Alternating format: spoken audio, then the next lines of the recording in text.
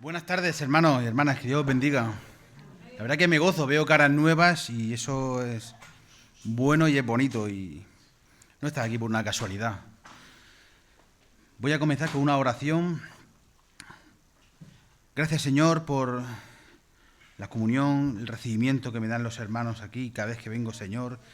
Gracias por el hambre por la palabra, Señor, por querer obedecerte, obedecer la verdad.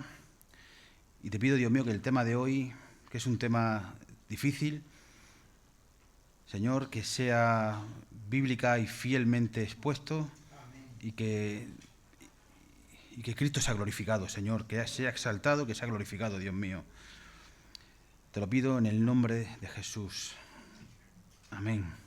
Bueno, el domingo pasado se vio el primer eslabón, ¿no? El eslabón de la cadena de 5 eslabones, y se vio esa gloriosa, esa bendita, esa preciosa cadena que se llama la salvación, el evangelio puro, pero tal vez fue a lo mejor la parte más incómoda para el hombre natural, ¿no? El hombre natural orgulloso, caído, y entender esa depravidad total, esa depravidad radical, eso le cuesta al hombre. Y es fundamental, es elemental, es clave ese primer eslabón, porque si no, si el eslabón se abre, todas las demás piezas, todos los demás eslabones que le siguen, ya no están unidas, ya se empieza a divagar, se empieza a caer en suposiciones, en filosofía, razonamientos humanos, como es el caso del arminianismo, que creo que Eduardo ha hecho una magistral exposición. Y el tema que hoy corresponde es el segundo eslabón de esa cadena. Y te lanzo una pregunta para ir cogiendo el hilo. ¿Quién eligió a quién? ¿Tú elegiste a Dios? ¿Dios te escogió a ti, te eligió a ti? Pregunta clave. Piensa un orfanato donde hay muchos niños. Hay algunos que están sanos, otros enfermos, unos que han sido con una infancia marcada por traumas. Y llegan unos padres, una pareja joven, ¿no? Y ellos no eligen ni al más fuerte ni al más simpático, eligen amar soberanamente. Ellos eligen y deciden escoger a uno y le dan su apellido, le dan una herencia, un lugar en su familia, en su casa, le dan una vida nueva. El niño no ha hecho nada por merecerlo. Eso fue una decisión entera de los padres. Es un ejemplo, es una ilustración. Aún así no me gustan los ejemplos y las ilustraciones porque se quedan cortos con la realidad que quiero tratar hoy. La Biblia está impregnada en todas sus páginas de la doctrina de la elección soberana e incondicional. Y tenemos muchos versículos. Vamos al capítulo 6 de Juan, vamos al capítulo 5 de Juan, vamos al capítulo 1 de Efesios, vamos a Hechos 13, segunda de Timoteo, las cartas de Tesalonicenses. Muchos versículos. Me voy a centrar en el libro de Romanos, capítulo 9. ¿Por qué? Porque ese libro, ese capítulo va a dar respuesta a la doctrina en sí y encima de todo nos va a ayudar con las objeciones o los intentos de ataque que tiene esa doctrina, porque también le va a dar respuesta a esos ataques. Y es como si Pablo estuviera enfrente de ellos dándole respuesta a esas refutaciones con esta doctrina, que ya digo que es bastante controversial y polémica. Hermanos, no es una doctrina de Jonathan Edwards, no es una doctrina de Lutero, de Calvino, ni de Agustín. Es una doctrina bíblica. El apóstol Pablo la escribió, Jesús la promulgó, los apóstoles, la iglesia primitiva. Está en la Biblia, de principio hasta el final. Y me quiero meter primeramente un breve contexto de Romanos, ¿no? Para ir de lo general a lo específico, a lo particular. Y todos sabemos que Romanos fue escrito por el apóstol Pablo, año 57-58, en su tercer viaje misionero. Y lo que hace el apóstol Pablo es escribir su doctrina, su teología, por así decirlo, su fe. Lo escribe por adelantado a la iglesia. Es como si fuera una carta de presentación, para que ellos sepan su fe, su doctrina, su teología, antes de que Pablo por fin vaya a verles, a conocerles. Y tras haber tocado cumbre, tras haber llegado al pináculo en Romanos capítulo 8, en los capítulos 9, 10 y 11, él va a hablar sobre la soberanía de Dios y sobre la responsabilidad del hombre. Pero fíjate el final de Romanos 8. Porque a los que antes conoció, también los predestinó. Es decir, le marcó un destino fijo de antemano, para que fuesen hechos conforme a la imagen de su Hijo, para que Él sea el primogénito entre muchos hermanos. Y a los que predestinó, a estos también llamó. Y a los que llamó, a estos también justificó. Y a los que justificó, a estos también glorificó. En la eternidad pasada, dice que los conoció, los amó de antemano. Y ahora me meteré perfectamente en esa palabra. Los amó de antemano y los predestinó. Luego, en el tiempo, en el desarrollo del tiempo en nuestra vida, los llamó eficazmente y los justificó. Y en la eternidad futura dice que los glorificó. Es un plan seguro, es un plan certero, un plan cerrado. Además, fíjate, si lo lees bien, que se tratan del mismo grupo. Dice, a los que llamó, a los que predestinó, a los que conoció, a los que justificó, los que son exactamente el mismo. No hay ni uno más ni uno menos. Es el mismo grupo. Y aquí topamos con, como he dicho, con uno de los misterios más humillantes para nosotros, en nuestra condición humana, pero también más glorioso, la elección incondicional. Y por eso quiero referirme en este tema, quiero tocarlo con cuidado, con humildad, con amor y con seriedad, porque es un tema que ha levantado mucho debate, mucha controversia, y no es mi intención ofender a nadie, sino tratar de ser bíblico, tratar de dar una respuesta según la palabra de Dios.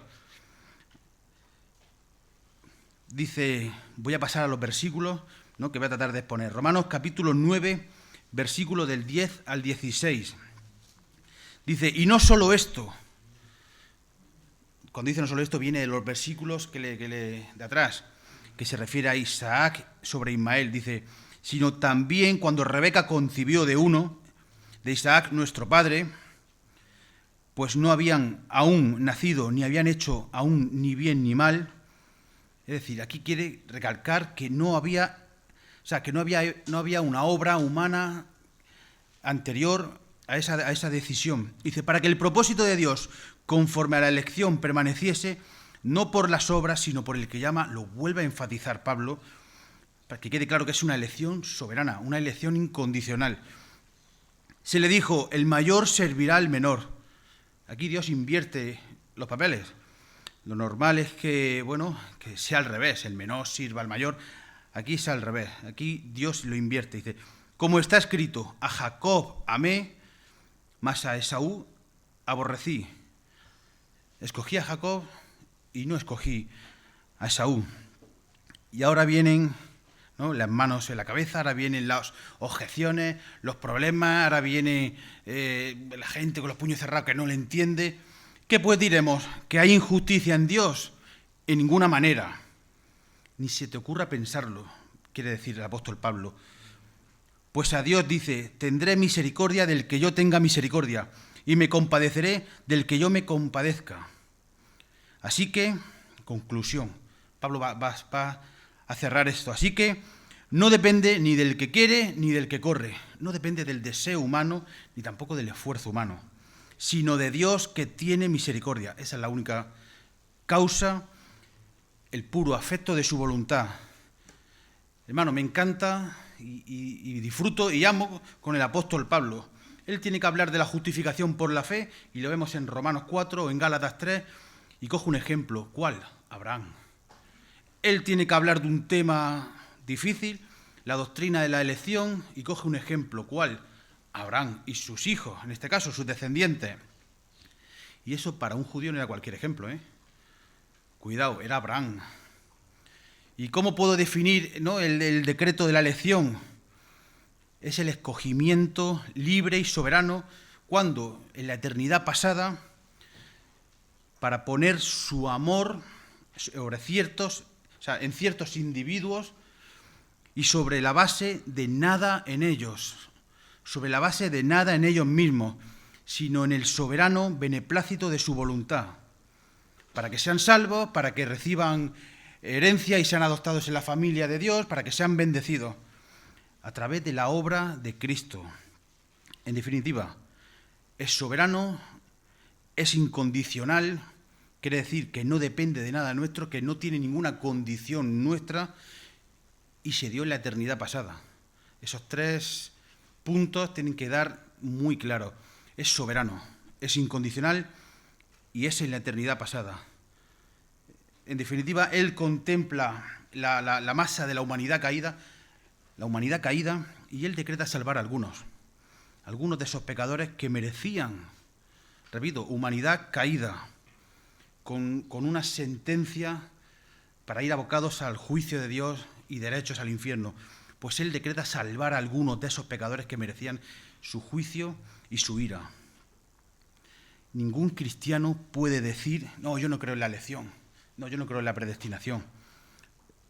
Es bíblica, está en la Biblia, esa palabra está en la Biblia, esa doctrina está en la Biblia. Puedes decir o puedes, como Arminio, argumentar o razonar o tener tu doctrina o tu teología, pero no puedes evadirla.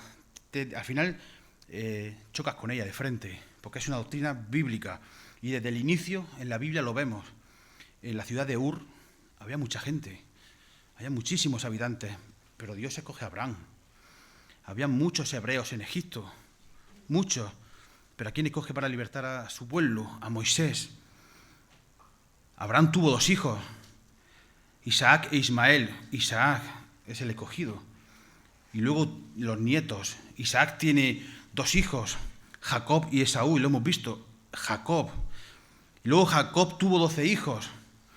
Y vemos que la bendición o el linaje real viene por Judá. Es escogido. Incluso todas las mujeres jóvenes de Israel. Y vemos que Dios escoge a María. Es decir, la doctrina de la elección está por toda la Biblia. Y Jesús tenía muchos discípulos y Él escoge a 12 para ser sus apóstoles. Incluso había muchos fariseos instruidos y Jesús, para ser el instrumento a los gentiles, escoge a uno, Saulo de Tarso, que se convertiría en el apóstol para las naciones, el apóstol Pablo. Y he tratado de dividir este sermón en 3 puntos. La elección es soberana, la elección es por amor y la elección es justa y reprochable. La elección es soberana desde antes, desde la eternidad pasada. Conocemos todos la película, seguramente, Salvar al soldado Ryan. A mí es una película que me encantó.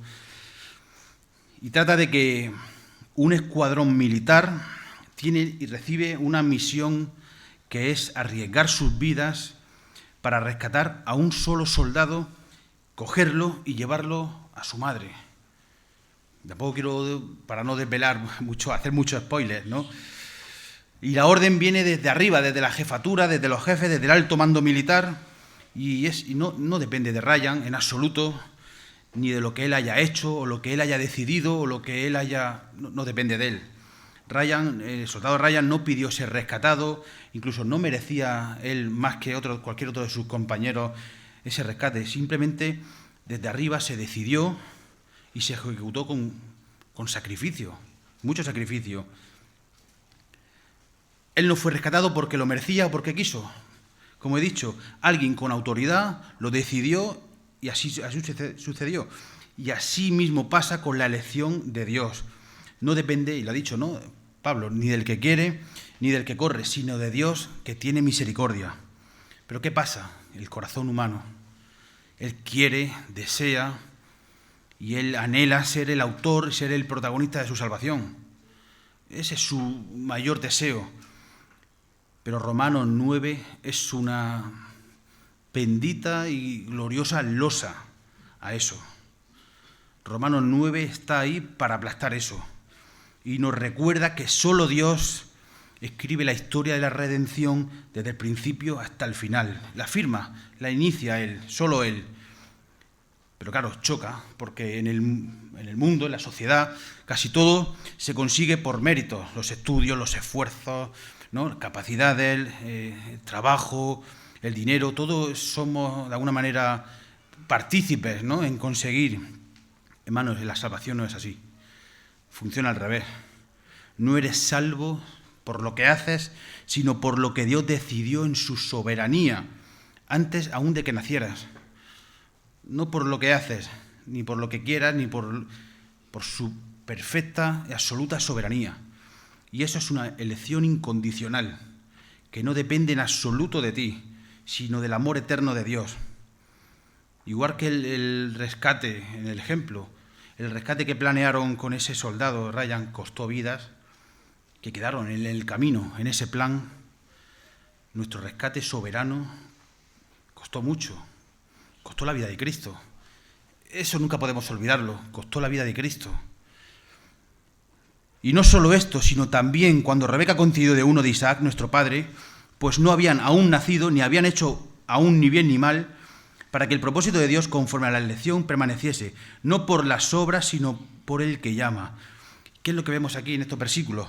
Una misma familia, unos mismos progenitores, ¿no?, en un mismo hogar, un mismo vientre materno, pues eran mellizos y dos destinos muy diferentes, dos destinos separados por el designio, la voluntad y el puro afecto, ¿no?, de la voluntad de Dios. La elección antes de nacer, antes de que actuasen ellos. Dios antes de que nacieran, Dios antes de que pudieran hacer algo bueno, algo malo, antes de que pudieran obrar cualquier cosa, declaró que daría su gracia y su amor benevolente a uno y no al otro. Y eso está escrito tal cual. No por obras, sino por gracia. En los versículos anteriores ha estado hablando de los hijos de Abraham, para dejar claro que Dios escogió a Isaac y no a Ismael, como fuente, como el recipiente de la promesa. Y ahora hace lo propio, hace lo mismo, exactamente lo mismo con los hijos de Isaac, es decir, con los nietos de Abraham, Jacob y Esaú. Rebeca concibe de Isaac, y antes de que Jacob y Esaú hagan bien o hagan mal, antes de que decidan, antes de que incluso nazcan, antes de que ellos pudieran decidir algo, no. Dios sí que decide. El mayor servirá al menor. Eso fue la decisión de Dios. La elección no depende de la previsión de las obras futuras, y ahora profundizaré ahí, sino del plan eterno de Dios. El mayor servirá al menor. Hermanos, con lo fácil y claro que es entenderlo, leerlo y asimilarlo, y lo que le cuesta al hombre entender esta doctrina, lo que le cuesta años, siglos y milenios de división por esta doctrina. Y Pablo cita el caso de Jacob y Esaú para dejar bien claro que es antes de que nacieran. Fíjate, antes de que pudieran hacer cualquier obra, cualquier mérito, cualquier decisión, cualquier esfuerzo. Por eso cita a Jacob y a Esaú. Dios eligió antes. No fue por la previsión de las obras ni por la previsión de los méritos, sino por su puro propósito. El criterio de esa elección no estaba en el hombre, no está en el hombre, en ningún concepto, jamás, nunca. Está en la soberanía de Dios, está en Él mismo. Y sé que en pocos minutos lo he repetido, lo he insistido varias veces, pero es que es necesario. Es necesario para desechar una visión de esta doctrina muy popular y que abundan mucho en las iglesias y que ha distorsionado por completo esta doctrina. ¿Cuál? La elección por presciencia. A muchos os sonará. ¿Qué significa la elección por presciencia? Significa que Dios escoge porque Él sabía que iba a ser escogido. Es decir, Dios de alguna manera es un espectador de lujo, ¿no?, que mira por los pasillos del tiempo, y como yo sé que Jacob dentro de X años me va a escoger, pues entonces yo lo escojo. Eso es la elección por presciencia. Yo sé que va a abrazar la fe, que va a abrazar a Cristo y que va a escoger, entonces yo los predestino, yo lo escojo. En definitiva, Dios escoge porque nosotros lo elegiremos. Es una elección condicionada al hombre. Aquí el hombre escoge, elige, y de alguna manera Dios lo que hace es confirmar o ratificar realmente quien escoge, que es el hombre. La Biblia enseña cualquier cosa menos eso.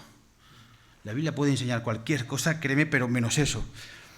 Si Dios mira el futuro, de brazos cruzados, mira el futuro y se entera de las cosas y entonces actúa y elige, ¿dónde queda la omnisciencia de Dios? ¿Dónde queda la soberanía de Dios? ¿Os dais cuenta? Cómo esa elección por presciencia es una caricatura de la elección bíblica de Dios. No me elegisteis vosotros a mí, sino que yo os elegí a vosotros, dice el capítulo 15, versículo 16 de Juan. Así que más que explicar la doctrina, lo que hace es rechazarla, la niega, le arrebata la soberanía a Dios. La salvación es del Señor. Salmo 3, incluso el profeta Jonás, capítulo 2, versículo 9, de principio a fin, para que nadie se gloríe. ¿De verdad alguien cree que tiene, aunque sea mínimo de mérito alguno en su salvación? Hermanos, no somos elegidos porque tenemos o tendremos fe. Y por eso Dios, en previsión, ¿no?, en ese conocimiento mirando va al futuro, que prevé que me va a elegir y que va a tener fe, entonces no somos elegidos porque tenemos o tendremos fe, en absoluto. Somos elegidos para tener esa fe. La fe es el resultado y la consecuencia de que hemos sido escogidos, elegidos por Dios. Nadie, fíjate lo que dice Jesús, palabra roja en la Biblia, cuidado, nadie, ninguno, absolutamente nadie puede venir a mí si el Padre que me envió no le trajere. Eso dice Jesús. No hay nada en mí, y en ti tampoco, pero no hay nada en mí que me hiciera más digno de ser salvo que cualquiera de mis vecinos, incrédulos, ateos, agnósticos o blasfemos. No hay nada en mí. Y si hoy estamos en Cristo es porque Dios decidió amarte, amarme, cuando no lo merecíamos. Y eso mata el orgullo espiritual, o debiera matar el orgullo espiritual. Y nos debiera de exclamar, por la gracia de Dios soy lo que soy. Y algunos pueden decir, sí, pero eso crea un elitismo espiritual, eso crea orgullo espiritual. En absoluto. La elección de Dios no debiera hacernos, no hace orgulloso, debiera hacernos humildes.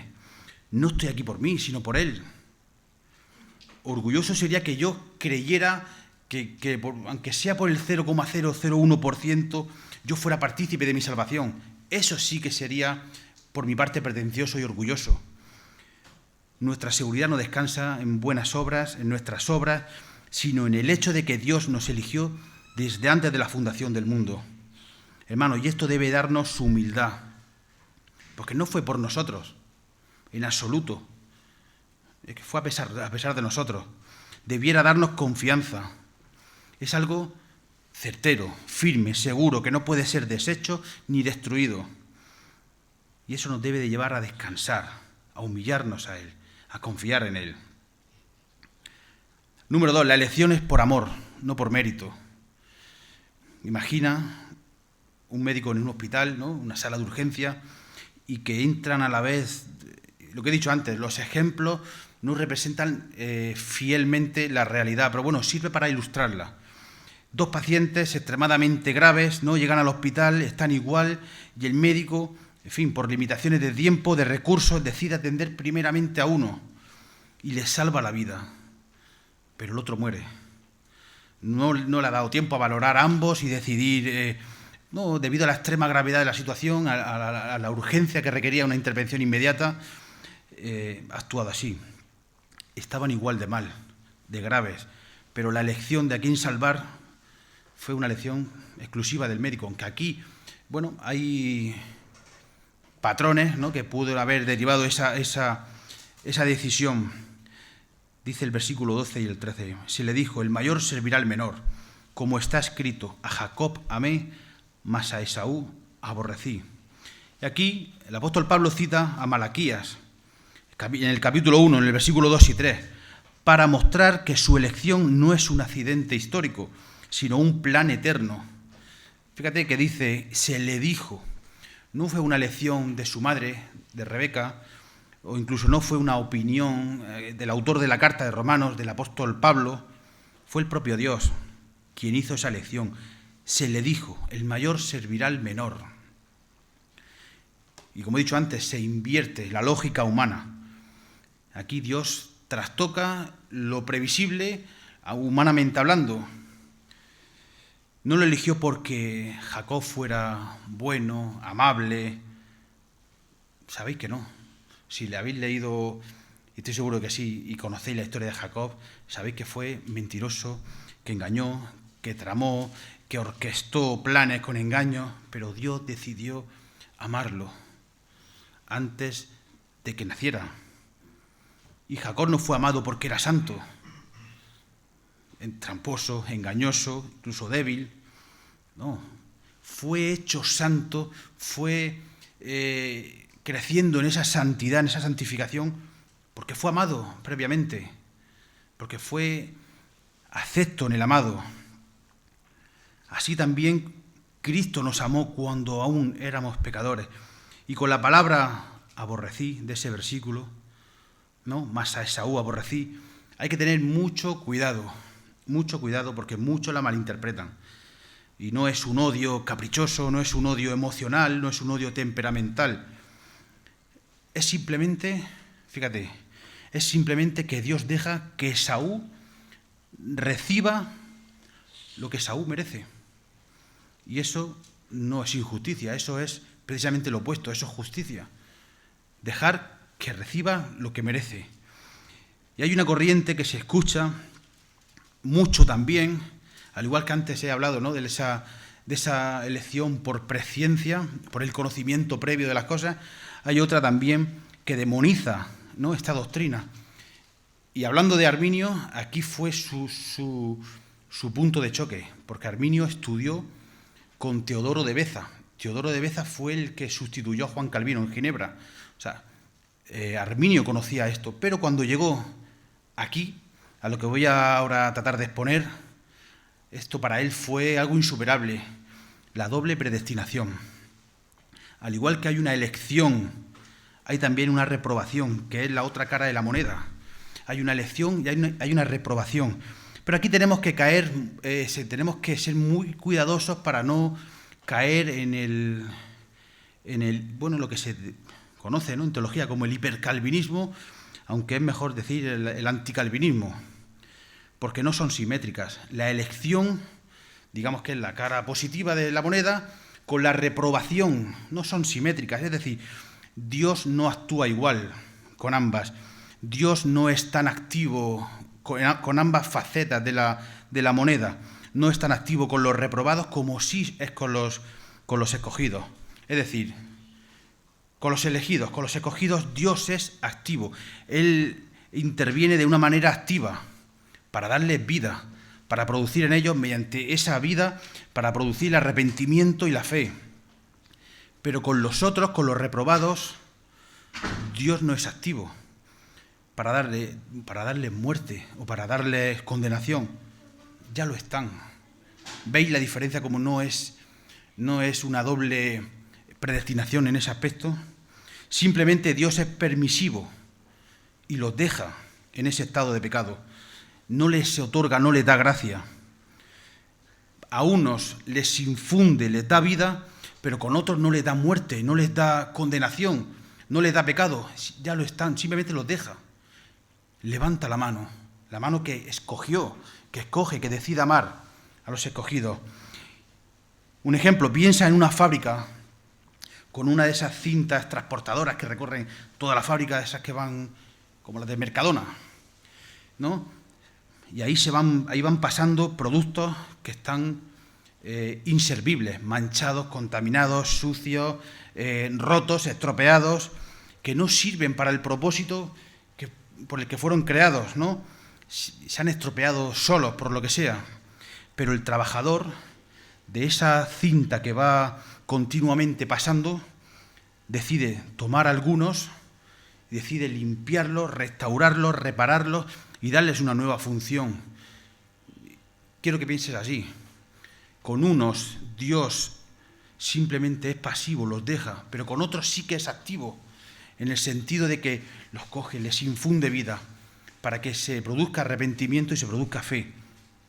Los demás siguen su curso natural, siguen esa inercia hasta el final, sucios, irreparables, rotos, dañados, inservibles, con ese defecto. Eso es la reprobación. Por eso no digo que son simétricas, pero no porque el trabajador, ese obrero, los haya dañado, sino porque entraron así en la cinta. No caer en ese extremismo. Dios no crea ni predestina a nadie para condenación. No caer en esa falacia, en esa idea. Dios no crea, ni predestina, ni escoge a nadie en estado neutral simplemente por capricho suyo para condenación. No, ellos son condenados por sus propios pecados.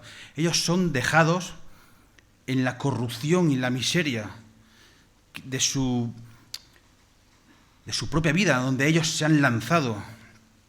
Y Él en su gracia simplemente elige salvar a algunos. La elección en sí no excluye a nadie. Es nuestra naturaleza caída, nuestra naturaleza pecaminosa, nuestra naturaleza corrupta y depravada. Y todo eso se habló la semana pasada. Es el pecado y es la sentencia, ¿no?, de ese pecado, lo que excluye. Hermanos, no veamos a un Dios caprichoso que crea para condenar. No es así en absoluto. No es así en absoluto. Un Dios soberano, amoroso, que salva a muchos que estaban en esa cinta, ¿no?, ya condenados, bajo condenación, con esa sentencia y que iban abocados. Y si Dios nos eligió, no es porque fuésemos los mejores en absoluto, sino porque Él quiso amarnos.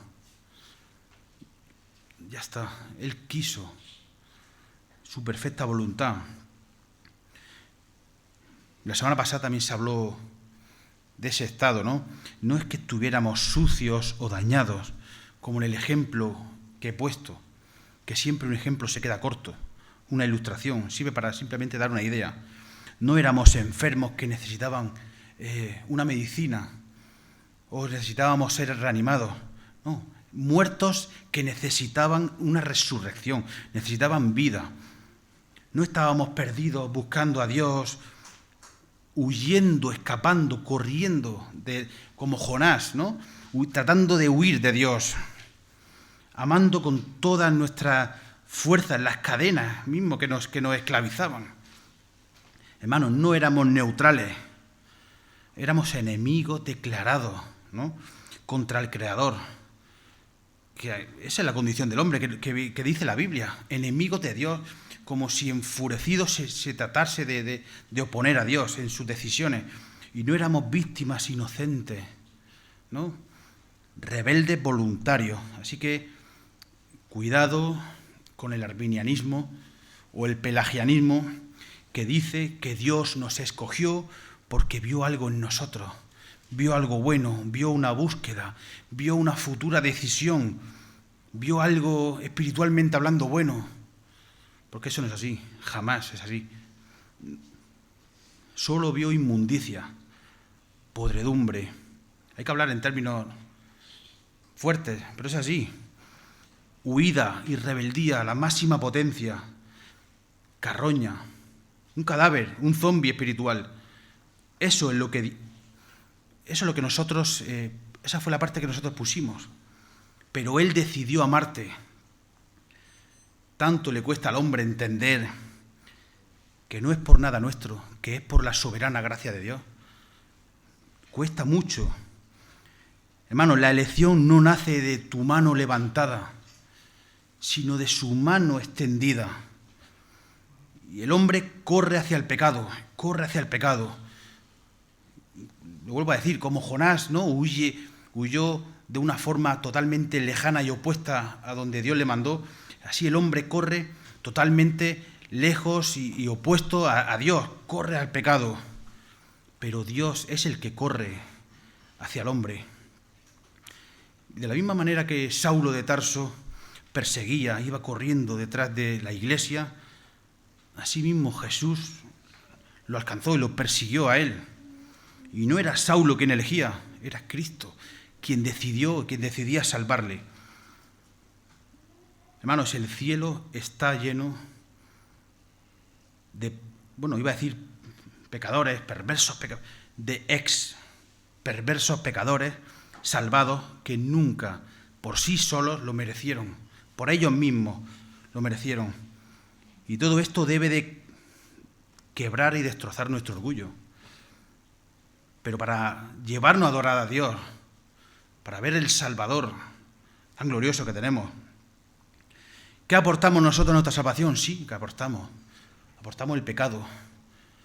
Y el pecado hizo necesaria la cruz. La paga del pecado es muerte. Hizo necesario un redentor. Nosotros pusimos la deuda, pusimos la culpa, pusimos la muerte y pusimos la rebelión. El resto lo hizo Cristo. Con lo fácil que debiera ser y la división o la controversia que causa, cuando debería de causar gozo y consuelo. Hermanos, podemos estar tranquilos que Dios dispone de todas las cosas. La elección es justa e irreprochable. Hace unos años, y esto es un caso real que pasó en España, en Zaragoza, 6 jóvenes fueron condenados a prisión por unos altercados que hubo en una manifestación antifascista, ¿no? Año 2019, delitos de desórdenes públicos, daños y lesiones. Bueno, tras una campaña social, recogida de firmas, mucha presión social, política, 2 de ellos fueron indultados y los otros 4 siguen en prisión. Así como el gobierno, porque al final el indulto recae sobre él, ha ejercido su derecho soberano para conceder el indulto a 2 condenados, 2 personas que ya estaban condenadas, que estaban ya cumpliendo esa pena, sin que ello implique injusticia hacia los demás. No, los otros 4 merecían y estaban cumpliendo lo que merecían.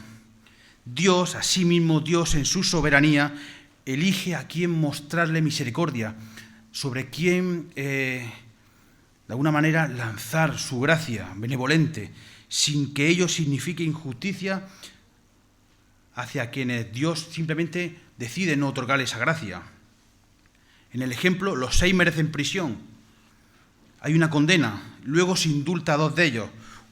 Unos reciben el indulto, el perdón, otros reciben la justicia, lo que merecen, ¿no? La cárcel, pero nadie recibe injusticia. Nadie ha recibido injusticia. Fíjate el versículo 14 al 16. ¿Qué pues diremos? ¿Que hay injusticia en Dios? En ninguna manera. Pues a Moisés dice, tendré misericordia del que yo tenga misericordia, y me compadeceré del que yo me compadezca. Así que no depende del que quiere ni del que corre, sino de Dios que tiene misericordia. Hermanos, es curioso que después, inmediatamente después, o sea, nada más acabar de exponer la doctrina de la elección, la doctrina soberana de la elección incondicional, el propio apóstol Pablo tenga que defenderse de las acusaciones de ser injusto. Lo único que es injusto es precisamente esas acusaciones. Y aquí lo que hace el apóstol Pablo es como si fuera un diálogo imaginario.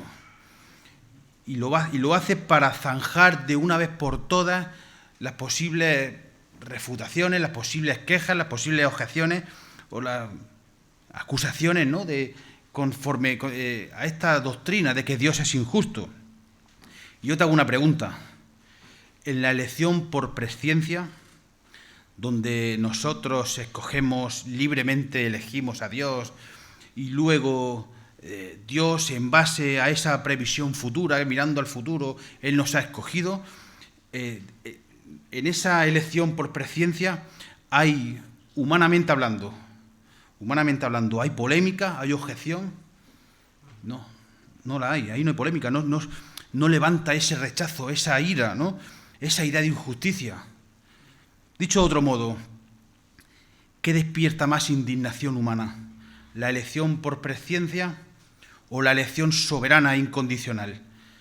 La doctrina reformada, la doctrina calvinista, como se conoce, que defendemos, o la doctrina humanista, la doctrina pelagiana, la doctrina de Arminio, la doctrina arminiana.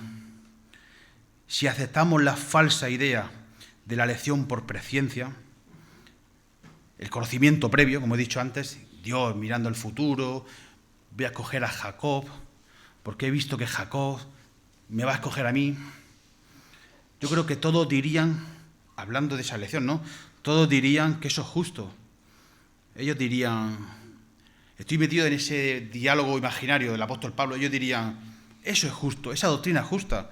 Algunos creerán en Dios y Dios los escoge.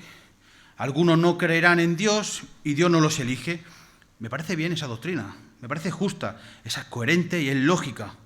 Esa será la reacción natural del hombre, ¿no? Pensar que la justicia requiere que Dios espere a ver quién sí, quién no, quién busca, quién decide, quién tiene algo bueno. Eso sería, humanamente hablando, lo normal, lo coherente, lo que él diría. Pero claro, sin embargo, en el versículo 14 tenemos una objeción. Y esa objeción es la misma que recibe la doctrina reformada, ¿no? La doctrina de la elección soberana incondicional. Los que defendemos esta doctrina es la misma objeción. Eso es totalmente injusto. ¿Por qué? Porque Pablo no ha dicho que Dios prevé quiénes creerán y por eso los escoge.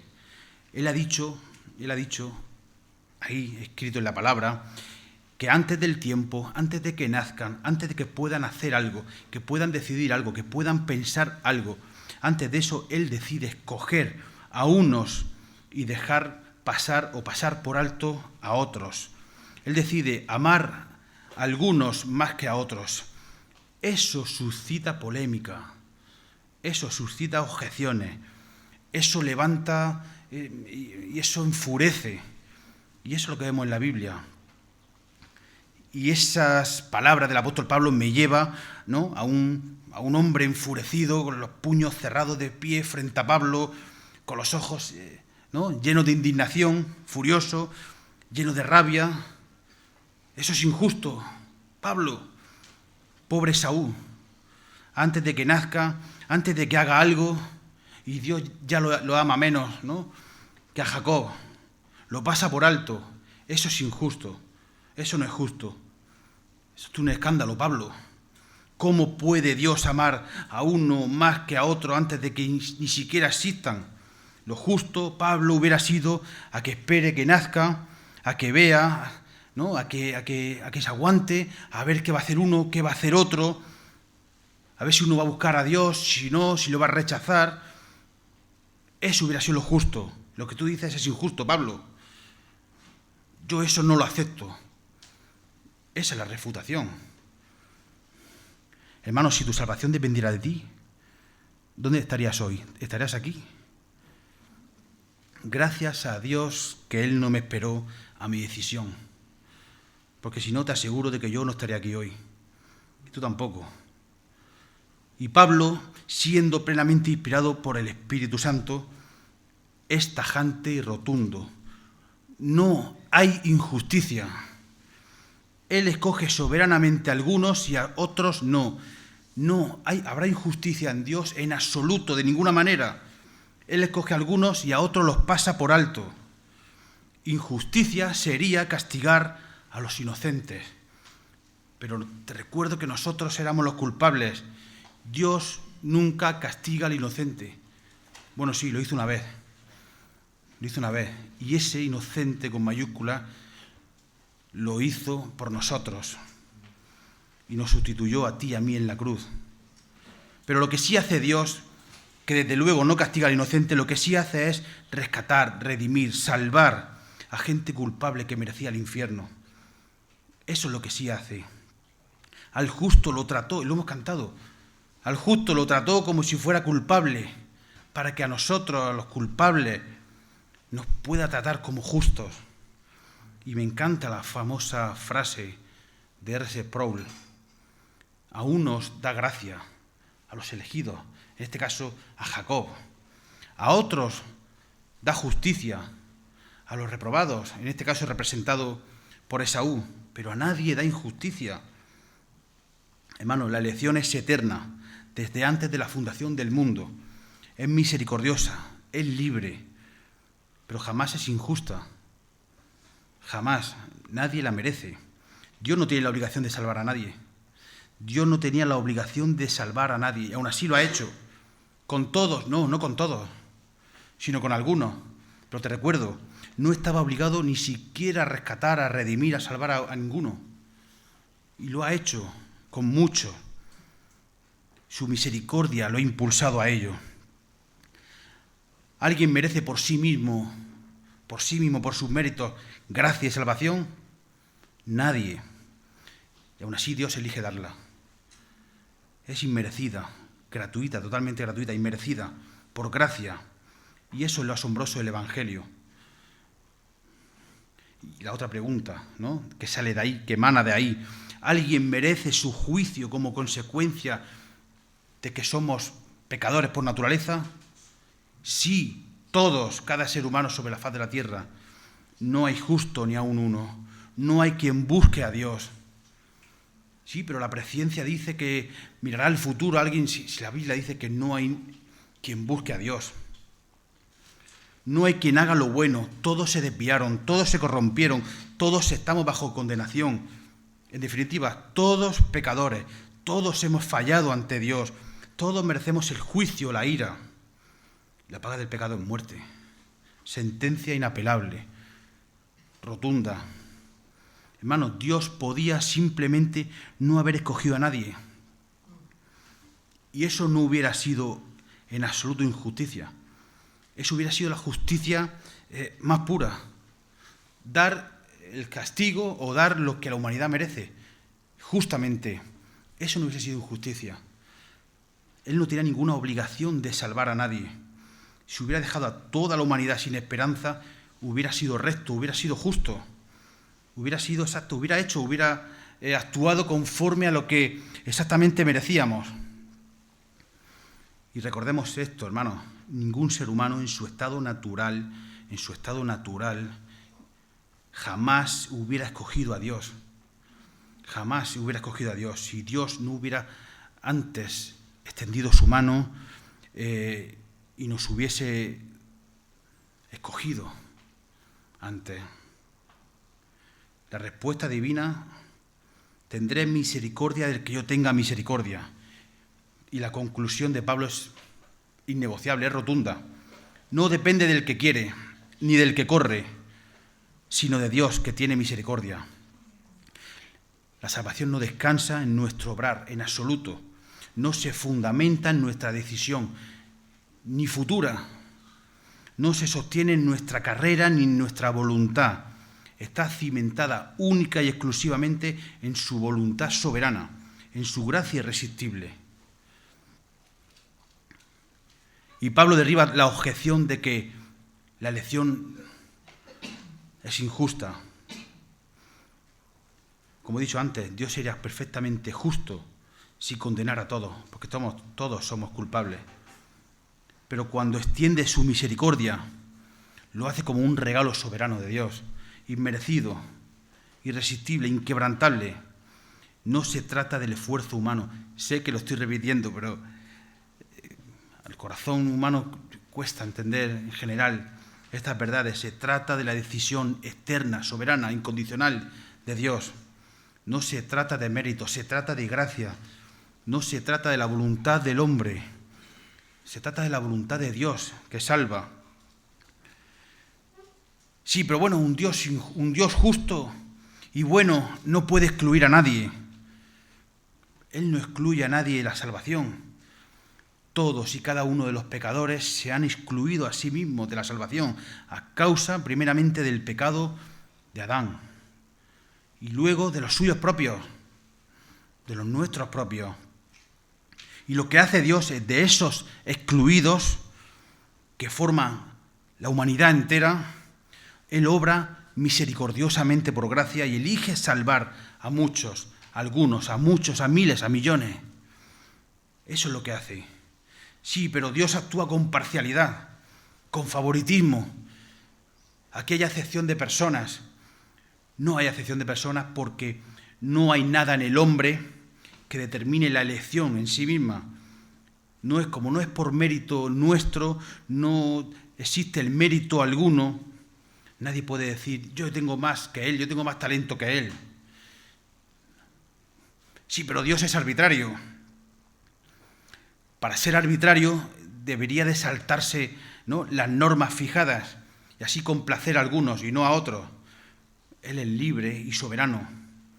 Todas las razones de la elección se encuentran en Él, no en los hombres. Sí, reconozco que es misterioso, que es insondable, que es algo escondido y algo difícil el llegar a la profundidad, ¿no?, en este tema, a la profundidad de su soberanía. Hermanos, pero si hay alguien sabio, amoroso, recto, justo, bueno y digno de confiar, créeme que es Él. Sí, pero esta doctrina nos incita a vivir de una manera descuidada, de una manera que podamos hacer lo que queramos. Hermanos, no has leído Romanos capítulo 8 al final, versículo 29. A la elección le sigue la regeneración. A la regeneración le sigue ese impartimiento de vida espiritual. Hay un cambio de corazón. Ese cambio de corazón va a hacer un cambio en la disposición, en la voluntad, en la toma de acciones, de decisiones. Eso se llama santificación. No, claro que no va a hacer lo que uno quiera. Dios te escoge, te da vida y vas a ir viviendo, vas a ir creciendo en el conocimiento de Cristo, vas a ir creciendo en santidad. Sí, pero entonces no importa predicar el Evangelio. Al contrario, Dios usa la predicación del Evangelio como el medio para llamar a sus escogidos. Él ha elegido a los salvos, sí, pero también ha elegido al medio para su salvación, el Evangelio. Dios no nos necesitaba en absoluto, pero Él ha elegido hacerlo con nosotros. Hermano, eso es glorioso. Eso es glorioso, dice. ¿Cómo pues invocarán a aquel en el cual no han creído? ¿Y cómo creerán en aquel de quien no han oído? ¿Y cómo irán sin haber quien les predique? ¿Y cómo predicarán si no fueren enviados? Como está escrito, cuán hermosos son los pies de los que anuncian la paz, de los que anuncian buenas nuevas. Dios usa la predicación del Evangelio para llamar eficazmente, poderosamente, internamente, soberanamente, poderosamente, misteriosamente a sus elegidos. Nosotros hacemos el llamado general, el llamado externo, compartimos el Evangelio para con todos, ¿no?, mediante esa predicación del Evangelio. Y Dios, con ese mensaje, hace el llamado interno, eficaz, poderoso, secreto. ¿A quién? A sus escogidos. Eso le compete a Dios, no al hombre. Nosotros tenemos que predicar el Evangelio. Dice 1 Corintios 1:21, el mundo no conoció a Dios mediante la sabiduría. Agradó a Dios salvar a los creyentes por la locura de la predicación. Hermano, imagina un vagabundo, un indigente que pasea o está cerca de tu casa y tú le invitas a cenar o incluso a pasar una noche en tu casa, bajo tu techo. Eso es bondad. Pero si ese vagabundo te roba, te daña, te hurta tus bienes más costosos, más preciados, te traiciona y a la siguiente noche tú lo vuelves a invitar a cenar, le preparas una cama para que se quede, eso ya no es bondad, eso es pura gracia, ese es el Evangelio. Dios no solo fue bueno con nosotros cuando éramos indignos, Él fue lleno de gracia con nosotros cuando éramos rebeldes. Por eso tu salvación no depende ni de cuánto corres ni de cuánto quieres, no depende en absoluto de tu voluntad ni tu hacer, sino de la misericordiosa soberanía de Dios. Y esto nos libra de la desesperación por nuestras caídas, por nuestros fallos y nos impulsa a descansar en su gracia, que no falla. Hermanos, y no debemos exigir a Dios lo que nosotros creemos que es justo, porque si nos diera justicia pura, todos seríamos condenados sin excepción. Y la elección nos revela esta verdad. No es por salario, no es por esfuerzo humano, es gracia pura, regalo inmerecido de Dios, un don eterno de Él. Y el problema no es que Dios es injusto, no, sino que Él es demasiado misericordioso con quienes no lo merecen. Y esta doctrina, este segundo eslabón de la elección incondicional, no debiera ser un muro, algo que nos encierra, algo que divide, debiera ser un ancla fuerte, firme, que nos sostiene. Porque no somos escogidos por lo que hacemos, sino a pesar de lo que somos, que Dios nos haya escogido. Ideas que te tienes que quedar fijas, claras de esta predicación, es que Dios se escoge antes de tus obras, de tus futuras obras, previsión de obras, decisión. Eso es irrelevante, eso. Dios se escoge antes, Dios ama según su voluntad, Dios salva por su misericordia. Por eso toda la gloria es suya, toda la gloria es suya. Lo único que podemos hacer es postrarnos, humillarnos. Señor, gracias por tu gracia me alcanzó. Cuando no era digno, no era merecedor, no merecía en absoluto tu gracia. Y si hoy amas a Cristo, no fue porque tú corriste a Él, tú lo buscaste a Él. Él corrió a ti. Y Él corrió a ti porque Él te eligió. Y eso no es injusticia, eso es gracia. Y eso no es mérito alguno tuyo, es misericordia de Él. Y eso tampoco es nada que tenga que ver con el azar. Es un propósito, un plan eterno, cerrado y soberano de Dios. Como creyentes, hermanos, deberíamos de descansar en ese amor eterno de Dios, con humildad, sin jactarnos, y adorar al glorioso Salvador que tenemos, porque nuestra salvación no depende en absoluto de nosotros. Y para los no creyentes, todavía que no se han entregado al Señor, el llamado sigue abierto. Él extendió su gracia en Cristo. Es cierto, nadie sabe, no sabemos si somos elegidos, si no somos elegidos, no se sabe, pero sí sabes que si vienes hoy a Cristo, Él no te va a rechazar. El que a mí viene, no le echo fuera, dice capítulo 6 de Juan. Y si vienes hoy a Cristo, no temas. Si corres a Él, es porque Él ya corrió primeramente a ti. Amén. Señor, te damos las gracias por este mensaje, Señor. Hola, gracias por ver este sermón. Suscríbete a nuestro canal y compártelo para que te sea de bendición y para los demás. Que Dios te bendiga.